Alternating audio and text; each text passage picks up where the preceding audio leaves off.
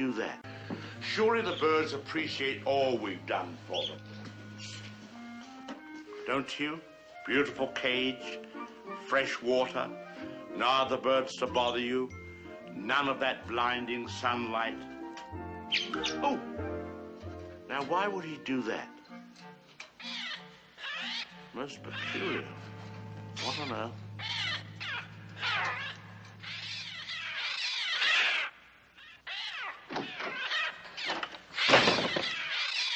They're coming! They're coming!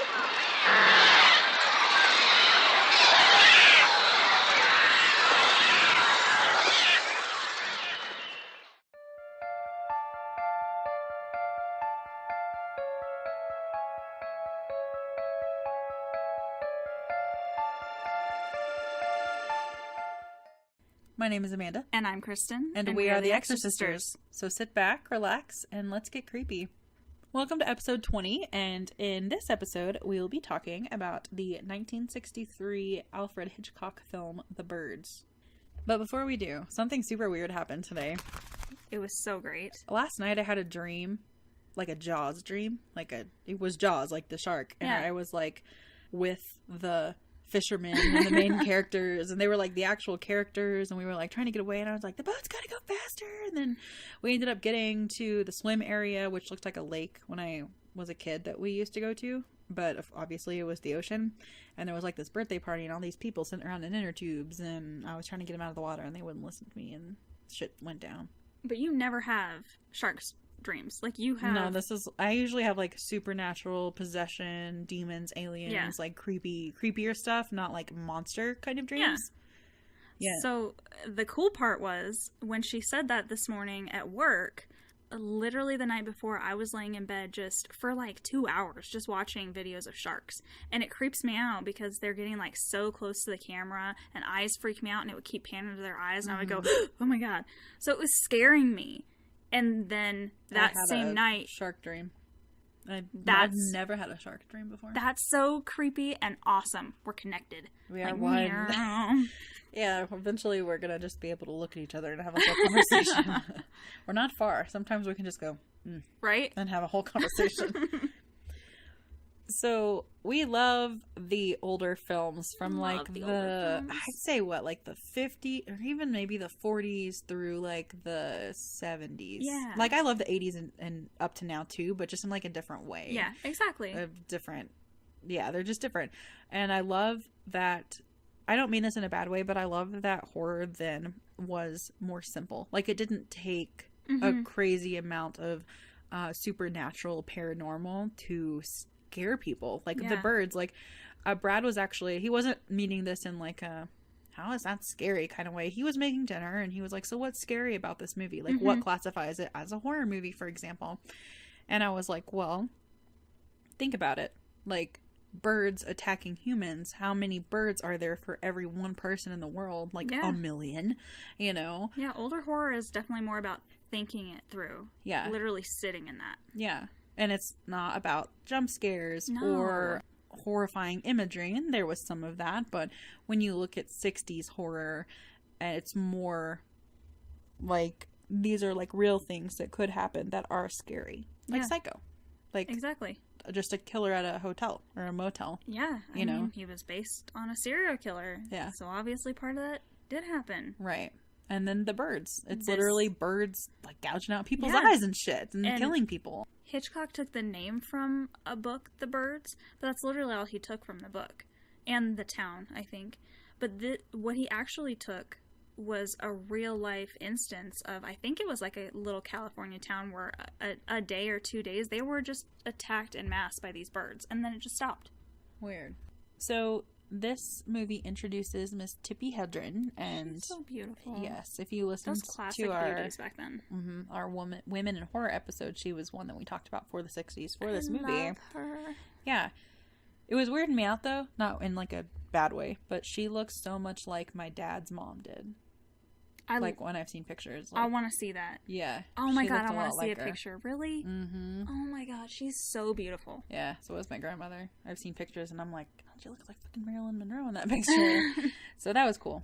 But it starts with Miss Tippi, which her name in the movie is Melanie Daniels. walking around downtown, and she gets catcalled, and she's just like, hey. So you can tell the time differences here are interesting. Well, that's also, it was a nod to how she was found, because this is her first movie, but she was actually in a commercial for diet soda, and that's what happens in the commercial, is she's catcalled because, you know, this diet soda is good for her health, keeping and all that. her slim. So that's how Hitchcock found her, and that's a little nod to that, which I think is cute. Yeah. Something you don't know nowadays unless you find the trivia, but back then maybe people were like, oh my god, I get it, I got catcalled. Yeah. And she notices this swarm of birds, but just kind of notices. They're like crows or whatever, you know, not a big deal. Seagulls. The lady in the pet shop says they're seagulls. Oh, okay. There's seagulls and crows in this. Anyways, she goes into a pet store and she talks to the owner, and she's picking up. As she's going in the pet store, did you see? Okay. So you told me that Hitchcock was in this, and so I was like, he makes a cameo like Stan Lee does and Stephen King does a lot.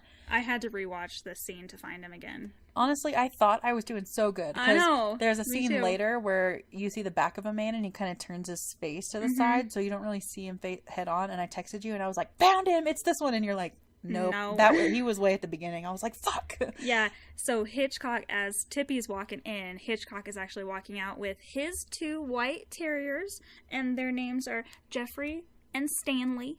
Aw, Jeffrey and Stanley. I like that they have proper men names. Yeah. Jeffrey and Stanley. And she's talking to the owner and picking up a bird. Ironically, of course, she's picking up a bird. This is a bird shop. And she wants it to talk, but the bird's not there yet. They said it would be there at 3, but it's not. And she's like, well, you can just deliver it to me. They done lied. Yeah. Well, and you can also tell that Melanie is kind of like well-to-do, and she's like, oh, snotty? Yes, you can deliver it to me. And she's like, oh no, like it'll be here later. And she's like, no, you can deliver it. Here's my address. I'm not coming back. No. So you can tell she's like kind of rich and kind of spoiled. And then this man asks her for help finding lovebirds because he thinks, well, he doesn't think, but he's acting like he thinks that she works there. I mean, we get later on that he's tricking her, but also she's trying to trick him. You say you're trying to live on the up and up later on, but you're like, you're not. Yeah, sure, I work at this pet store. I'll help you out. And then she, like, tries to show him a bird, and she goes as far as to, like, get the bird out of the cage, and of course it, like, flies away from her. Yeah. And we find out that he knows her name is Melanie Daniels, and he saw her in the courtroom because, like, you had to clarify for me. Because I missed this. She's there a lot. Yeah. Because she keeps doing these tricks, and the cops bring her in, and she's a trust fund baby. She gets away with it, but she keeps ending up in court. She likes to play pranks, basically. And they banter, and she runs outside to get his license plate, and she calls in a favor to her daddy's newspaper to run his plates. Yeah. So her father owns a newspaper in San Francisco? San Diego? San Francisco. San Francisco, okay. Which, once again, later on, she says that she's not doing these tricks anymore. You're doing it right now. Yeah, calling in favors. And then she orders these lovebirds because the whole reason he was in there, he said, was to get 2 lovebirds for his 11-year-old sister, Kathy. Mm-hmm. But he's, like, older, like, I don't know, mid-30s? Yeah. Like, he almost looks older than that, but I know he's not.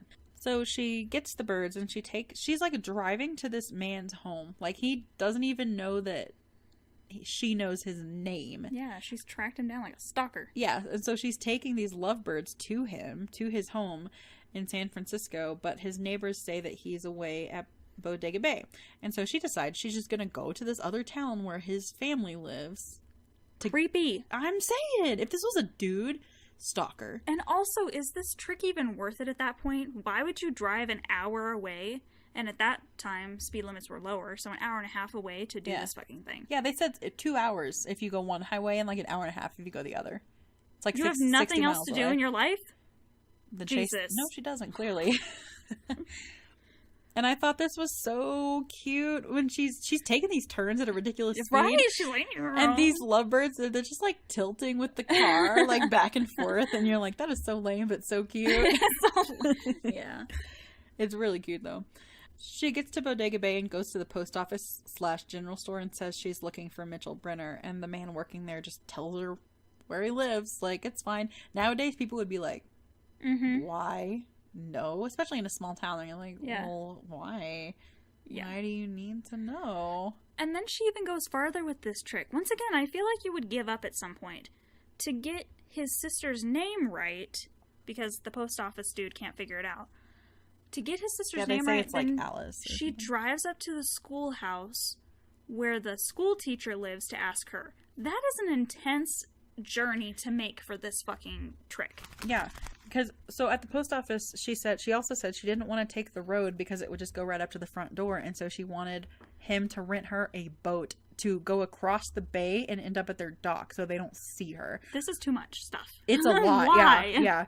And he orders her one, and he says it'll be ready about 20 minutes. And she's pestering him for the name of the little Brenner girl, and he doesn't know for sure. And he says, "I'm going to go talk to the school teacher to get the exact name." So she's just going around town asking questions about people that live there.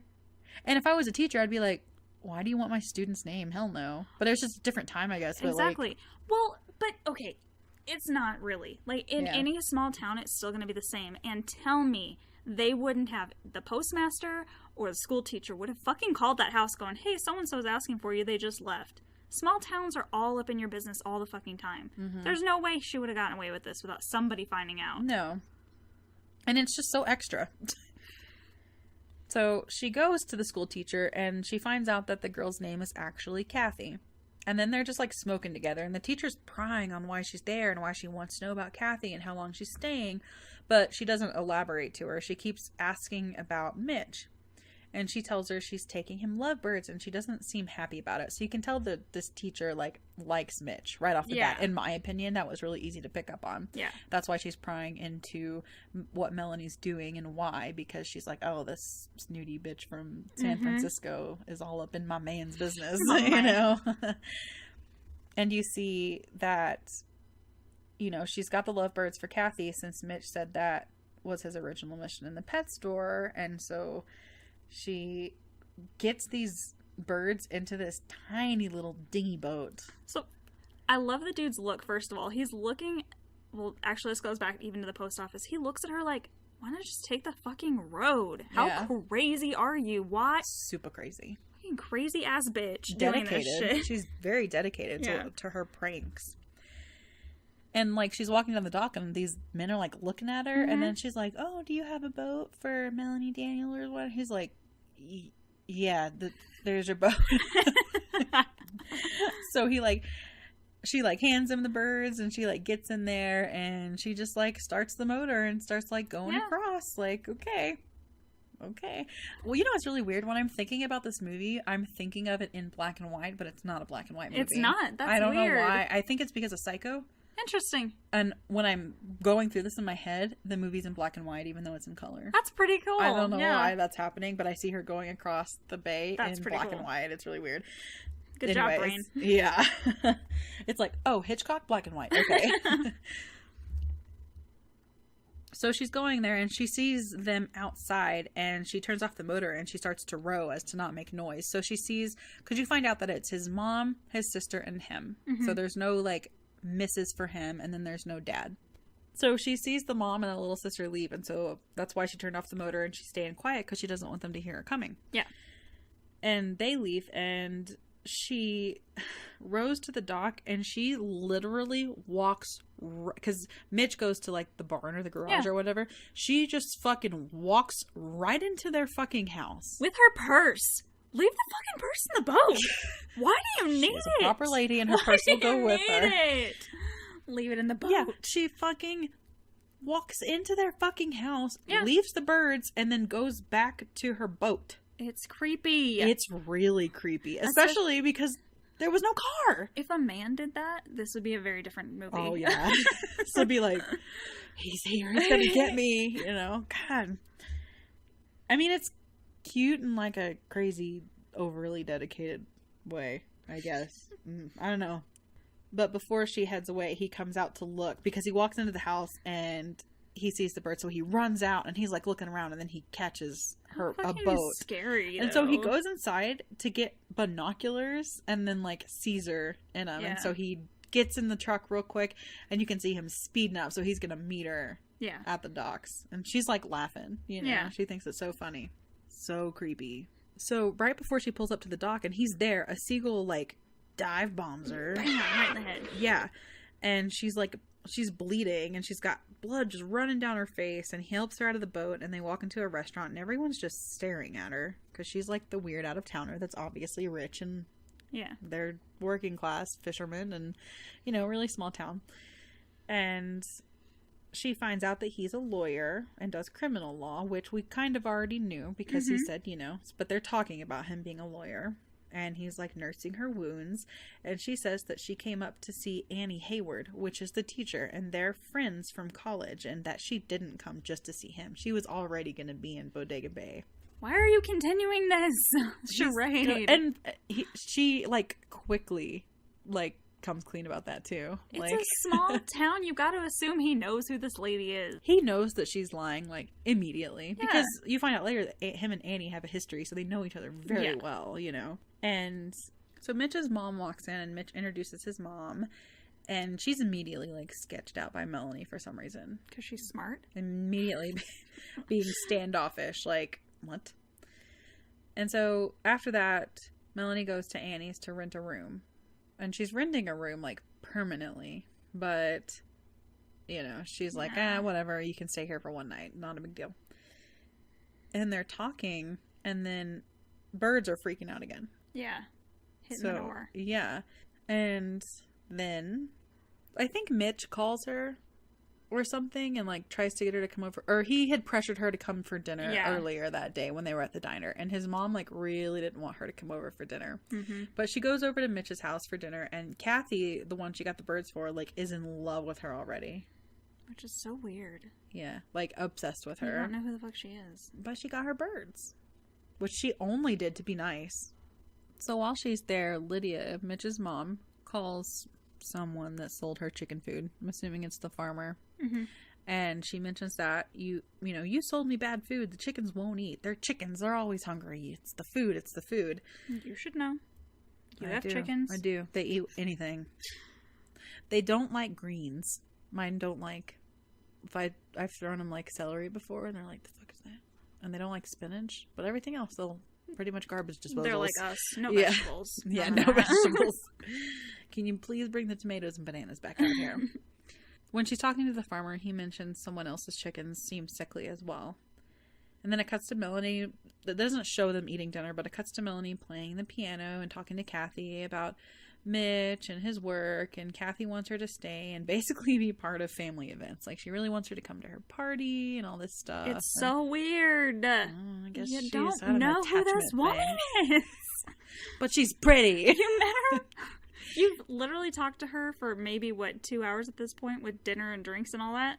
Mm-hmm. No! Yeah. I don't know. Maybe she wants, like, a bigger sister. Maybe. I don't know. And then Lydia's in the kitchen just grilling Mitch about Melanie. They have the creepiest... This is another, like, Norman Bates. They have the weirdest mother-son relationship ever. Alfred Hitchcock should read some Freud. He calls her dear and darling, and I'm like, no. None of that. Stop being a prude. I know the sister's talking about Mitch defending some dude who shot his wife 6 times. Anything more than even 2 is excessive to me. She's like 11. Okay. I think more than 2 is just obscene. That is just proof that the world is, there's none of this, rose-colored glasses. Like, come on. It was bad back then, too. People were shooting each other in the face. Yeah. Bad shit was happening. We just have Facebook to talk about it now and debate Exactly. We just hear about it faster. And Lydia mentions to Mitch that she's on the newspapers all the time for these risque things. Like, she jumped into a fountain completely naked. And it was just, the scandal of it. And she talks about her being very rich. And she says, I'm just old-fashioned. And she doesn't care for her at all. But she seems like the kind of mom that wouldn't care for anybody no matter what. So she leaves, and she gets in her car, and Mitch says that he would like to see her again. And then he grills her on jumping into the fountain naked, and she gets pissed, and she's like, I was pushed, and I was fully clothed, but it's, of course, my father's competitor, so they're gonna smear me all over their newspaper. And then they banter and argue, and she's offended, and, drives off, and she gets back to Annie's house, and they drink some brandy together. Well, Melanie starts, and then she gets some. She asked her how her evening went, and immediately Melanie wanted to change the subject. Annie said she was originally from San Francisco and she came up a long time ago. And then she discloses that it was Mitch that brought her to Bodega Bay, and then they have a really awkward conversation.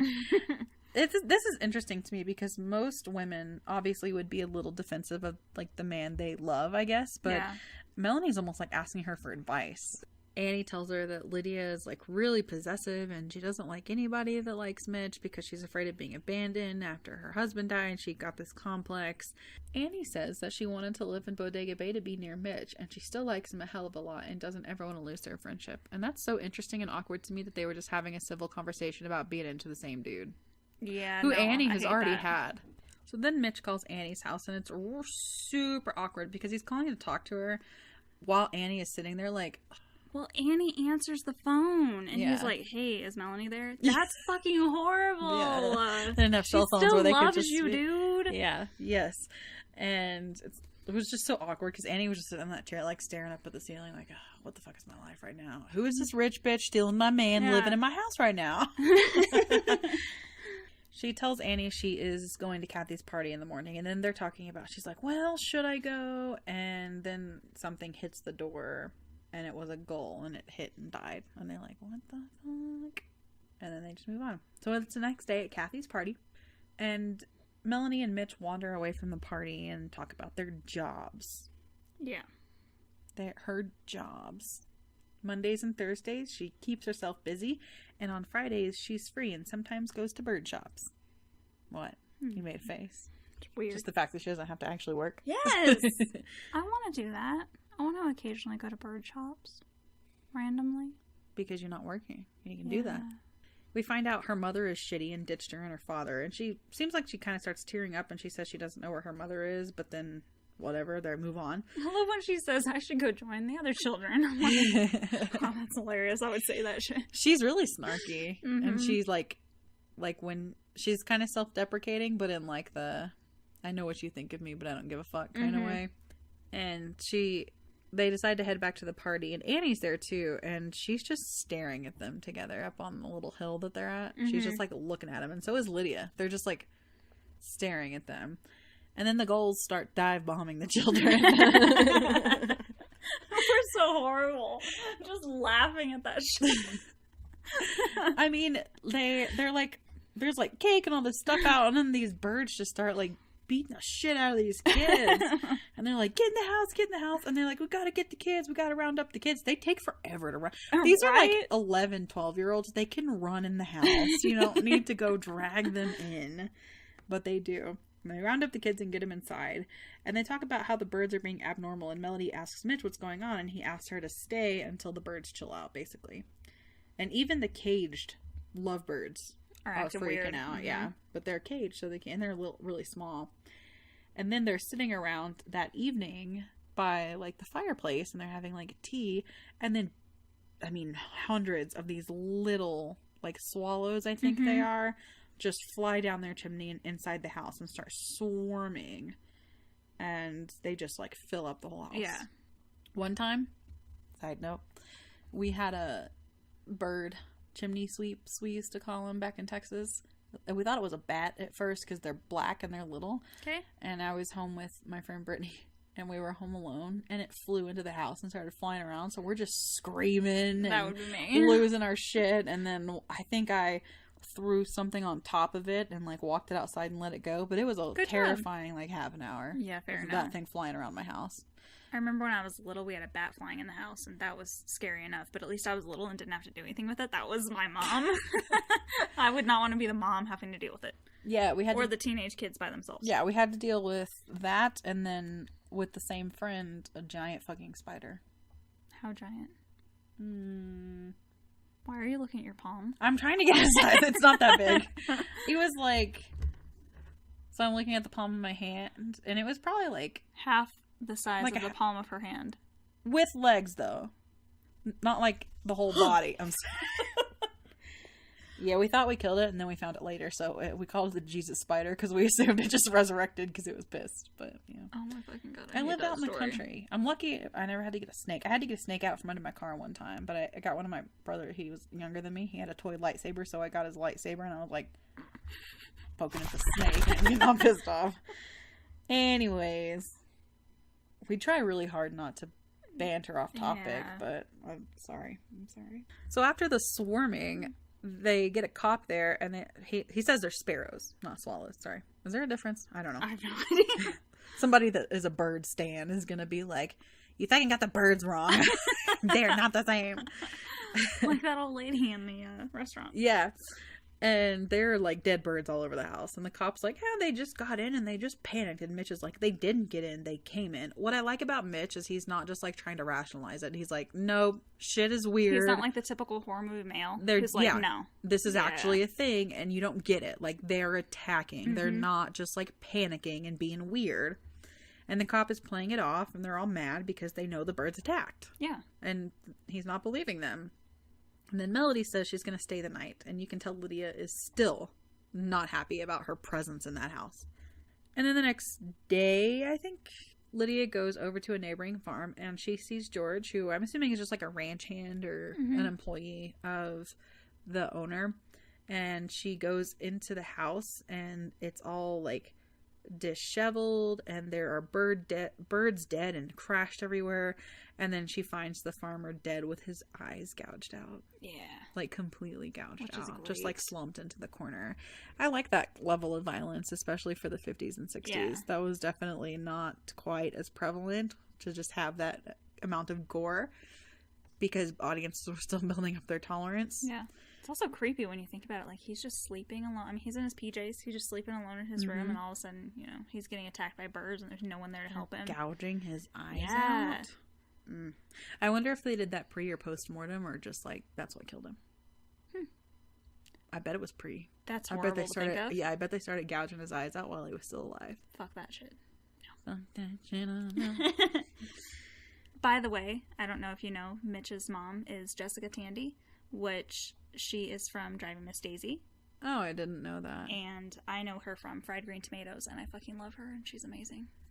She can't even talk. She's so horrified. And this was kind of in that era of women, like, swooning and fainting. Yeah. And, I mean, still, though, like, even now, that's still, like, you know, well, some people are too shocked to talk, but at least they're not passing out quite as much in movies nowadays. Yeah. And she just runs away. She doesn't even say anything to George, and she comes back crying, and that poor guy. You know, then he had to go in the house and figure out what was going on. Yeah. And they try to get her to tell them what's going on, and she just pushes them aside and runs inside. She doesn't say anything to Mitch or Melanie. And Mitch goes to the Fawcett farm, is what it is. And Melanie brings Lydia some tea. So here we're going to get this bonding scene for the two of them. Because they need that, you know? Yeah. And Lydia is worried about Kathy, and she can't stop thinking about Kathy at school with the big windows. And Melanie assures her not to worry, and then Kathy says she wishes she was stronger, but her husband was the strong one and used to be strong for the both of them. And then Lydia tells her when her husband died, he really understood the children, and she doesn't, and she can't. Yeah. And that was a huge loss for her, and that's why she struggles so much. She says she wakes up in the morning to make him breakfast, but then she remembers and she loses her purpose. Which is really sad. I hate that. That is so sad. Yeah. I was like, oh man, not even her kids. Like, I feel that one. That is so sad. Yeah, it's like you wake up and you want to see someone or talk to someone, and then they're not there, and it's like, oh, fuck this shit. Yeah. I don't want to be here anymore if they're not here. Or, you know, my baby was sick for so many years, and the first and last thing I ever thought of every single day was feeding him or medicine or something, and that's why I got up in the mornings, and then he wasn't around, and I was like, what do I do? I don't want to wake up anymore. What do I do? And there's nothing to do. Yeah. And then Lydia tells her that she feels safer with Mitch home, and she doesn't understand Melanie at all, and she wants to understand why her son likes her so much, and she doesn't know if she will ever like her, which is very frank. I mean, I gotta give her that. Kudos for that. She says she wants to like whatever girl he chooses, and it's important to her. And then Lydia starts crying and says she can't bear to be left alone and doesn't know what she would do if Mitch weren't there. So it has nothing to do with whatever girl Mitch ends up with. Yeah. It has everything to do with her not being able to function without like a man around, a man in the Yeah. house, and not maybe not necessarily even like a male, just like a stronger partner. presence than her, Someone that that she do can lean things. on occasionally. Yeah. And she again asks if Kathy's all right. So this is like the third time she's brought up Kathy, and Melanie says, "Okay, I'll go check on Kathy since you're so worried. I'm just gonna go check on her for you." And Lydia thanks her for the tea and basically goes down back to sleep. You can tell she's kind of coming around to Melanie. Melanie sits outside to wait for Annie to finish. So she goes into the school and they're singing this fucking song. And she just goes and she's like, "Okay, I'll wait outside for you to be done." And it just goes on and on and on. And you're like, what the fuck is the point of this fucking song? This is the only music in the whole movie. And it's awful. I hated it. I was like, oh my god, this could have ended like 2 minutes ago. And it was probably only like a minute and a half long. But I was like, fucking hey, dude. It's like one of those language songs, I think, to work on articulation. It was actually, I was looking into it, it was like an old English folktale song or something. Then why? I don't know. And it's interesting to me how like there's the Bodega Bay School is what it's called, but is it like she's like the only teacher, it seems like, because they're like, oh, the school teacher. Well, it's just a one-room schoolhouse. Yeah, but it's just interesting because like all the kids in the town are just happen to be the same age. Yeah. There aren't like teenagers in high school or anything like that. There's just not that it does anything for the story. It's just the song finally finishes. But while the song's been going on, these birds are starting to congregate on the playground. Yeah. And which is great. That's the best one. You see like one fly, and then you see like another fly, and then she tracks them to them just like there's so many of them on this all playground. of a sudden there's just like hundreds of them. And she's like, oh fuck. The children are actually about to go to the playground, but then she runs inside and she says, close that door, look at the birds. And they look out the window and they decide, okay, we have to get the kids out. She tells the kids they need to get out quickly and silently, and when she tells them to run, they need to run. Why does she tell them to run at all? That's just like, it's like running from a dog. Like, they're gonna chase you. The birds don't even move until they hear the kids start to run. Like, you hear them quietly walking out, the birds are fine. They start to run and the birds freak the fuck out. Yeah. Why are they running? Oh my god. And then panic and chaos ensue. Yes. And they just get totally swarmed and they just start attacking these running children. And one of them falls and breaks her glasses, and Melanie and Kathy get up and run into a car. And that girl that fell, she got beat up pretty bad. She did. Like, she looked pretty bad. He did that scene in studio on the kids were on 2 rows of treadmills and the background was going behind them, which you can kind of see, but this is bad. Those kids ate shit so many times. They would have to redo the scenes. Oh my god. Because one would fall in the front, it would just take the rest of them out. God, we're horrible people, but fucking hilarious in my mind. I just see like these dominoes off of these like 11-year-olds getting knocked out. Oh, nothing brings me more joy than watching kids eat shit. Oh god. That reminds me, speaking of kids eating shit, there's a video that's been going on Facebook for a few years, and it's this dad, and there's like this patch of ice outside this kid's school, and they all eat shit in the same place, and he's just filming for like 5 minutes, taking bets on which kids are gonna just eat it, and that is so me. Oh my god. It also reminds me, sorry, I know we're talking a lot on this one, but I was in marching band when I was in high school. And my show, I can't remember if I was a junior or a senior, involved us running, and some of us running backwards with I played the flute, so mine wasn't heavy, but with heavy instruments. And like I think it was like a trombone or a big saxophone fell, and the rest of us are going backwards, and so you can't see. And so I think we were just, luckily it was a football game and not a contest, but like you can't see what's behind you, so we're all just backing up and falling over and over and over, and one at a time, just falling backwards. And it was so embarrassing. It was so funny. In front of the whole school.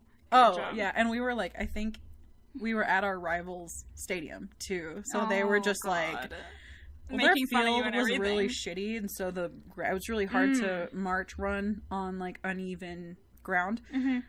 So I have also eaten shit like one of those kids. Actually, I didn't fall on that show, thank God, but I fell over.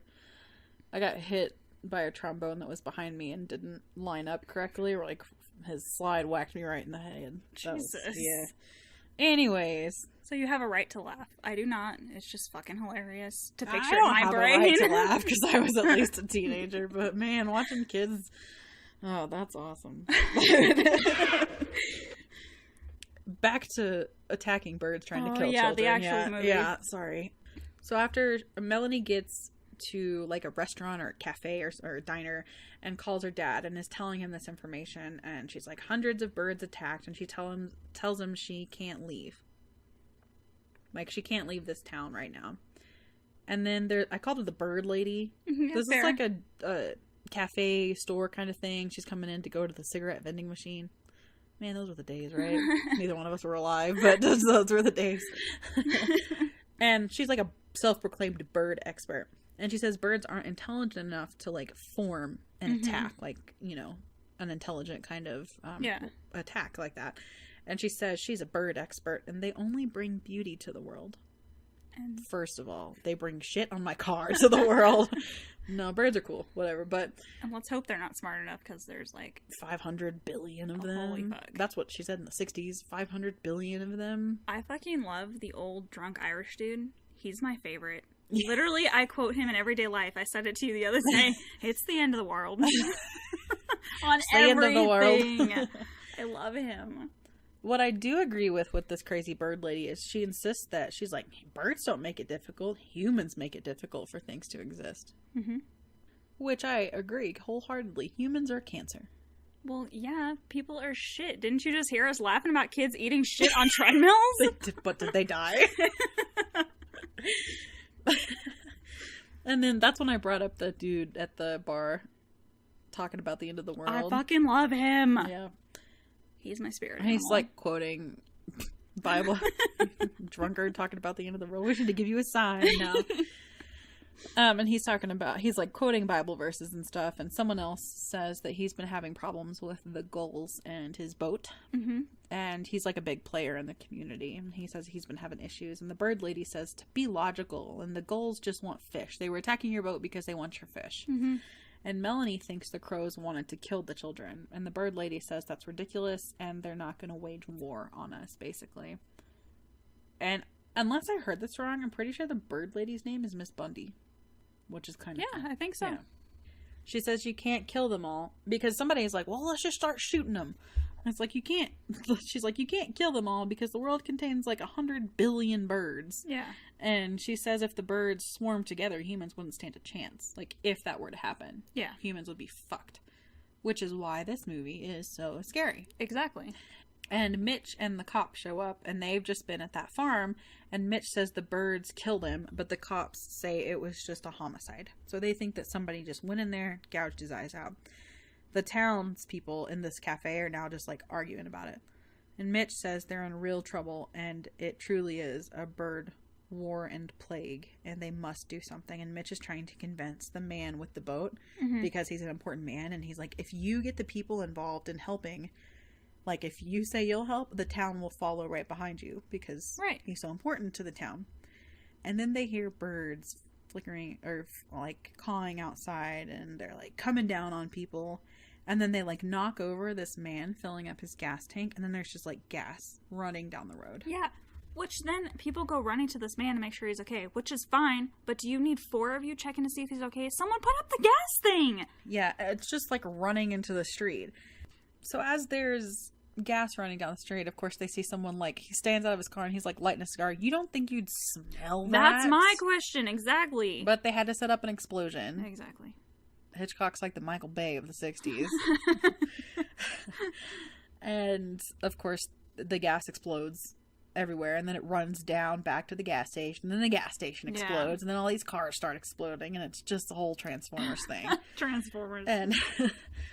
And then Melanie runs. I don't know why she even runs out in the first place. I don't remember this. Because so that she can be rescued? She ends up, running into a phone booth to save herself. And there's some cool shots here, though. Because you get, like, a guy being, like, pecked to death up against the glass. And my brain is still seeing it in black and white for some reason. I'm like wondering if there's something wrong with me now. And so you get some really cool Hitchcock shots, basically. And then Mitch is able to get Melanie out of the phone booth and back into the same restaurant she was to hide with everyone. Yeah. Which I love. Even the bird lady now is hiding there like, oh, fuck. Oh, yeah. She's like, I was fucking wrong. They're attacking and they're trying to kill us. What I also love about this movie is, I guess this is like towards the end, but there's not ever like an explanation as to why. Like, cause like, let's talk about the happening for a second. The plants are trying to kill humans. Some force of nature is trying to kill humans. You get like an explanation of why. Yeah. Because we're threatening them. And when she gets back into the restaurant there, like you said, the bird lady's in there, and there's like this hallway lined with people taking shelter. And there was this one woman in the cafe who had her kids with her, and she kept like telling them, "Stop, you're scaring the children. Mommy, are we gonna die? Are the birds gonna kill us?" And all this shit.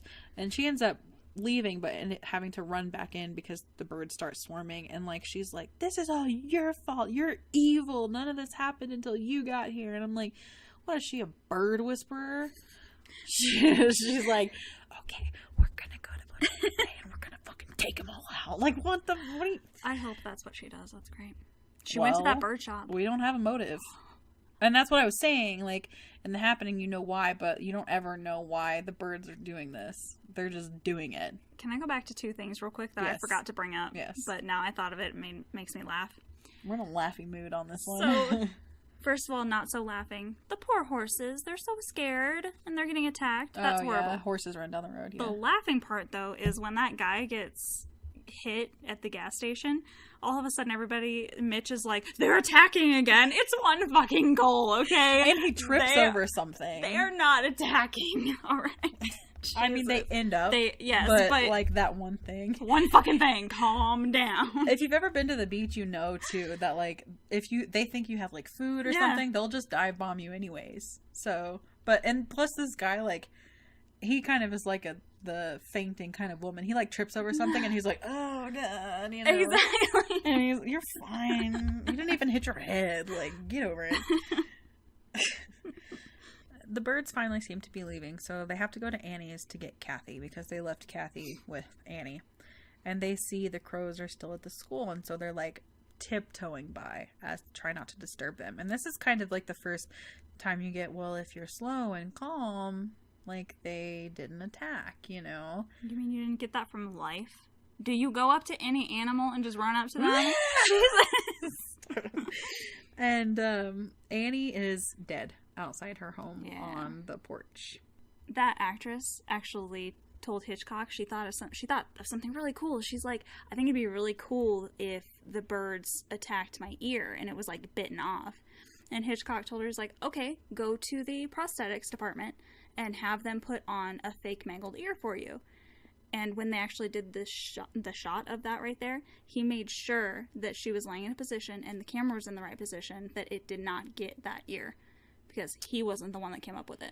So, if we ever say someone's a good director, we're not making a testament to them as a human being. Because Roman Polanski and Alfred Hitchcock were fucking assholes. Alfred Hitchcock was trash. Like, to Tippi Hedren, first of all, he was a stalker. He would just leave stuff at her house randomly.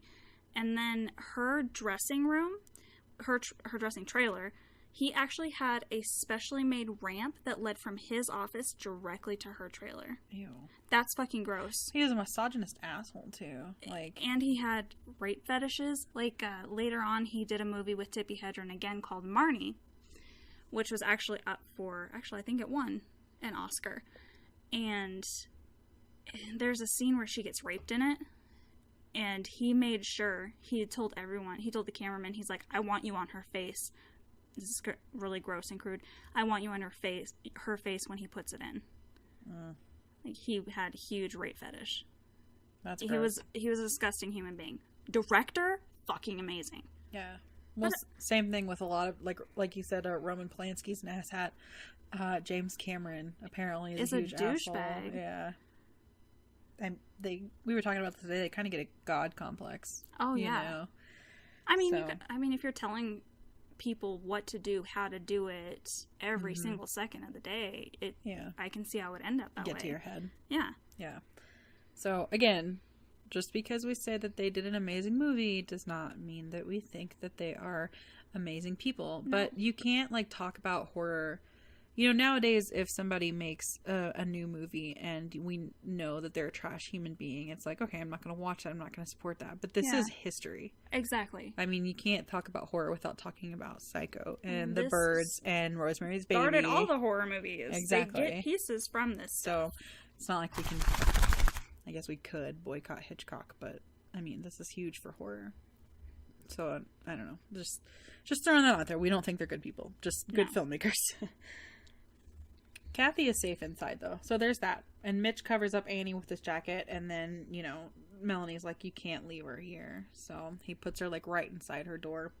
And Kathy's crying, saying Annie pushed her inside and then she died. So the last thing Annie did was push Kathy inside to save her and then died. Because they heard the explosion in town. Mm-hmm. And so they went outside to see the explosion like people probably would. Yeah. And then the birds started attacking and she shoved her inside. How scary, though. Yeah.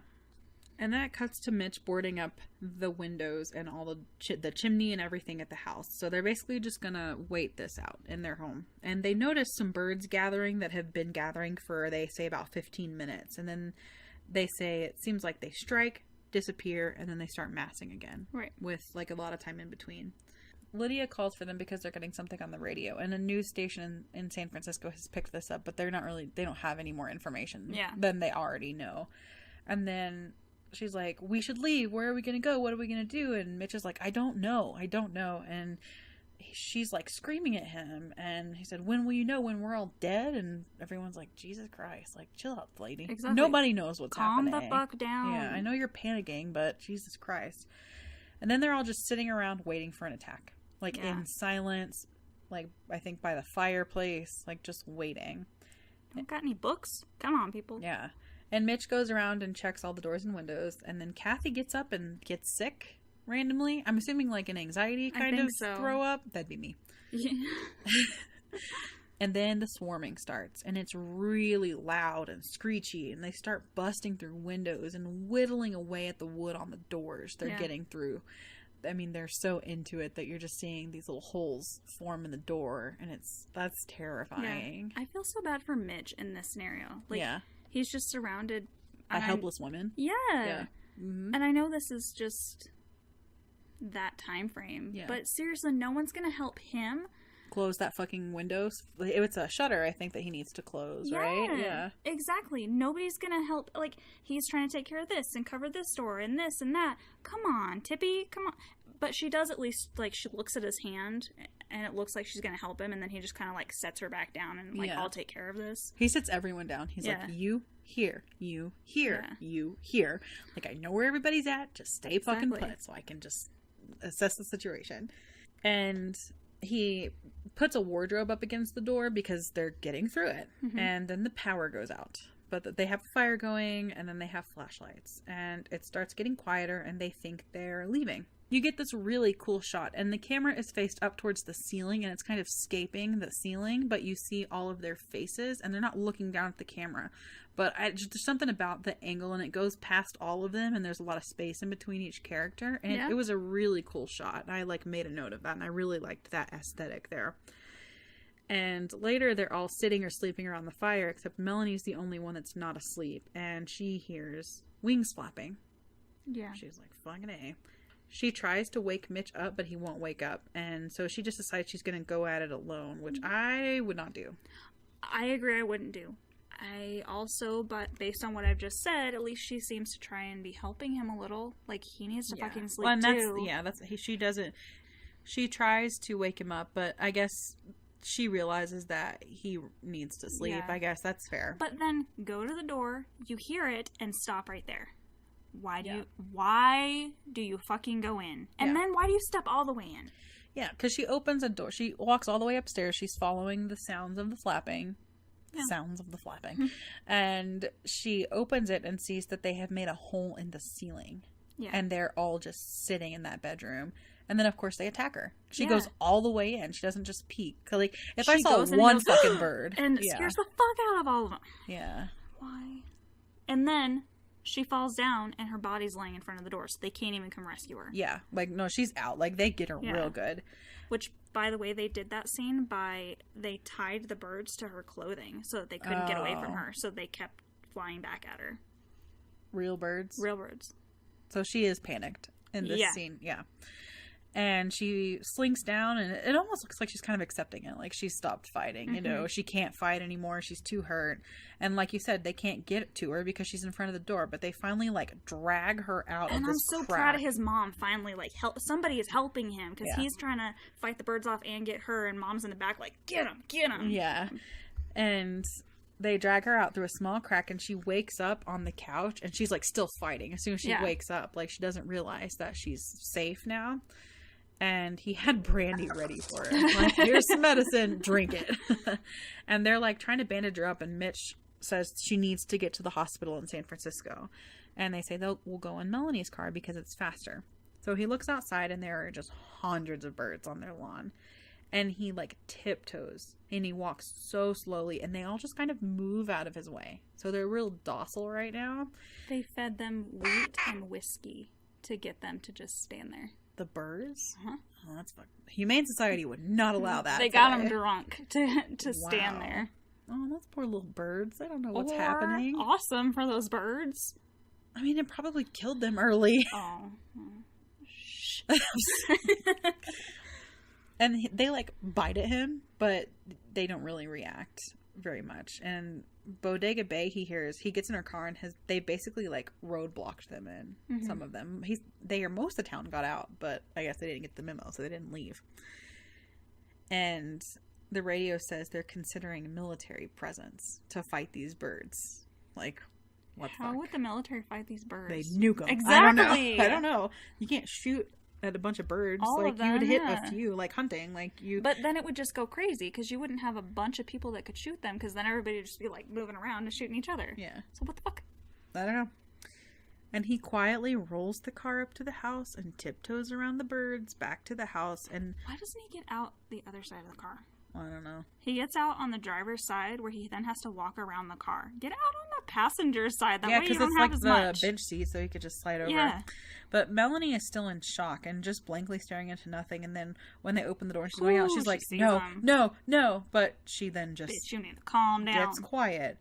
And then Kathy brings her lovebirds in the car with her. And then I love that she saves them. Yeah. They're probably evil and they're going to She's like, they never hurt anybody. What if they started this? Oh my god. She brought those birds from the pet store. Started the revolution. Holy fuck. They are the mad geniuses. And she had to order them in. You guys, I'm coming up with how this happened. They were in cages their whole life, so they were like, attack. Yeah. Well, too bad you can't ask Hitchcock. Actually, that's probably a good thing. I don't wish anybody dead, but he's kind of a piece of shit. Anyways, and then they drive away, and then it ends. I thought that I had missed something and hit the controller on my PS4 and skipped something. I was like, is that all? It's over? There's no resolution. No. The birds are still there. Mm-hmm. They just drive away. So you don't know if they make it to San Francisco. You don't know if this bird thing is over. You don't know who all is dead in Bodega Bay. You don't have a body count. You don't know if the military ever come in. You don't know anything other than they're driving away from their house and it's over. The coolest thing, when they showed this in London for its premiere, they put speakers in the trees outside the theater. Spooky. So when people left, they were playing bird sounds. Ooh. Scared the fuck out of people. I bet. That's cool. I appreciate that a lot. I would love to experience I would that. Love that as a moviegoer. Yes. Like, scare the shit out of me. Please scare the shit out of me. That's why I'm so disappointed by some movies we've seen recently. They just didn't do it for me. Yeah. Pet Cemetery. I like when that little girl went walking through your theater. Yeah, that did it. I saw her in For Real and I was not ready. I would give this movie between a 3.5 and a 4 out of 5. I love the classics. I know you do. You're going to give it a 5, right? I'm giving it a 5. Especially this one. I'd say 4, actually. I'd say 4. I grew up with this movie. Yeah. This is one of my... I mean, we've talked about how we're doing the ones that got us into horror. This is one of mine. I love The Birds so much. You know, when I watched this movie for the first time, almost in its entirety, but, like, I didn't see bits and pieces of it because my cousins were over. I was probably, like, 16 years old. My family was over, my mom's brother and his kids, my younger cousins, and we were dyeing Easter eggs, and my uncle was watching it in our living room. Yeah, I love that. For Easter. I love We were just that. watching the birds and dyeing Easter eggs. So, yeah. No, I really like this movie. I love old, like, I also enjoy. It's one of those where I don't feel like watching it, but then when I watch it, I just love it so. Like The Blob, I was like, this is going to be kind of like meh, and now it's like one of my favorites of all time because it's so good. This is one of mine where So I used to only make myself watch horror movies during October because I would run out of horror movies. Right. But this is one of those where I'd be like, I mean, it's kind of a horror movie, but maybe not always. So I think it's okay to watch any time in the year. Yeah. Well, now we watch horror movies weekly. Multiples weekly. Which I love. Yeah. I love my new job. So thank you for joining us. You can follow us on Instagram at The Exorcisters Podcast. You can find us on Facebook at The Exorcisters Podcast. You can find us on Twitter at The Exorcisters. And we are going to ask a favor of you guys. You've heard a couple of our haunted happy hours now. We really hope you enjoy them because they're one of our favorite things to do because they're so fun and a little off format. Oh, yeah. They're not quite as structured and hard edited or and creepy. We make sure to scare each other. Yeah, even if it's unwarranted. Like, I think my ice maker came on in the Ouija board one, and it scared the shit out. I still don't know what that was, but I'm just going to tell myself it was the ice maker. Yeah. Okay. But we're going to ask if you have any haunted doll or toys or anything like in that realm. Yeah, creepy dolls, whatever. Even if it just like scared you as a kid and didn't necessarily do anything. Yeah. We would love to hear that because we're going to do a like haunted doll segment. Yep. So email that to theexorcisters@gmail.com. Please let me know in that email if you would like your social medias plugged or not, or if you would like me to change your name. But yeah, send it in when we would love to talk about it on our Haunted Happy Hour Haunted Creepy Dolls episode. Absolutely. Until next time, they're all gonna laugh at you. Until then, stay creepy. Well, hope you folks figure this thing out. It's the end of the world.